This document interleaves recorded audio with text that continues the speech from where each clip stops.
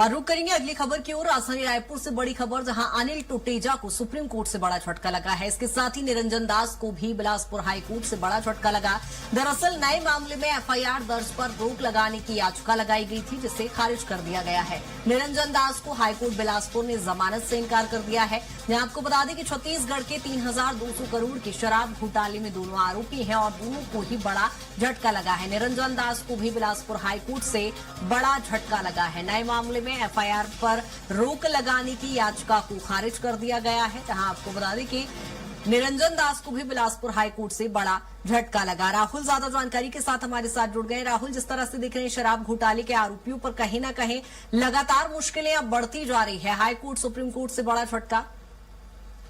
जी कृतिका, देखा जाए तो छत्तीसगढ़ में जो बहुचर्चित शराब घोटाला है उसमें मनी लॉन्ड्रिंग के आरोप में जो पूर्व आबकारी आयुक्त निरंजन दास गिरफ्तार हुए थे, उनकी जो जमानत याचिका है उसे हाईकोर्ट ने खारिज कर दी है। उसके साथ ही देखें तो जो जिस तरीके से पूरी कार्रवाई होती हुई नजर आई है, वहां पर अनिल टुटेजा को भी सुप्रीम कोर्ट से एक बड़ा झटका मिला है, जहां पर टुटेजा को किसी भी नए मामले में एफआईआर दर्ज करने पर रोक लगाने की मांग इसके द्वारा की गई थी। यहाँ पर सुप्रीम कोर्ट पूरे मामले को लेकर पहुंचे थे, लेकिन सुप्रीम कोर्ट ने उनकी याचिका ही खारिज कर दी है। और उसके साथ ही देखें तो जो दोनों आरोपी हैं वो शराब के जो पूरे घोटाला हुआ था छत्तीसगढ़ में, उसमें बड़ी संलिप्तता इनकी पाई गई थी।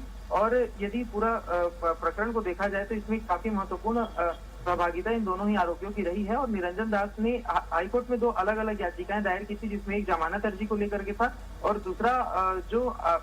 दूसरा जो था वो भ्रष्टाचार निराकरण के लिए गिरफ्तारी को जो की गई थी निरंजन दास की, उसको चुनौती यहाँ पर उसने हाईकोर्ट में दी थी, लेकिन उसे भी यहाँ पर खारिज कर दिया गया है। तो देखा जाए कुल मिलाकर के इनकी जो मुसीबतें आने वाले समय में भी बढ़ेंगी। और देखा जाए तो जिस तरीके से पूरा प्रकरण है उसमें निरंजन दास के ऊपर लगभग जो 9 करोड़ रुपए की राशि है, अवैध रूप से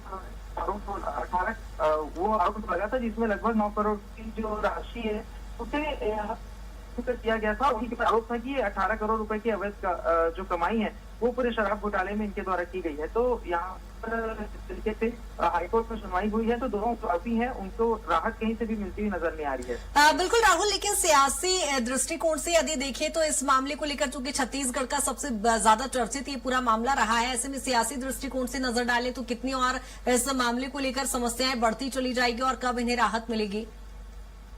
जी कृतिका, देखा जाए तो सामने आया था, इसमें सबसे पहले जो भूपेश बघेल की अदालत के कई अधिकारियों को गिरफ्तार किया गया था। उनमें ये दोनों जो निरंजन दास और अनिल टुटेजा हैं, उनका नाम निकल करके सामने आया था। और इसके साथ ही आबकारी मंत्री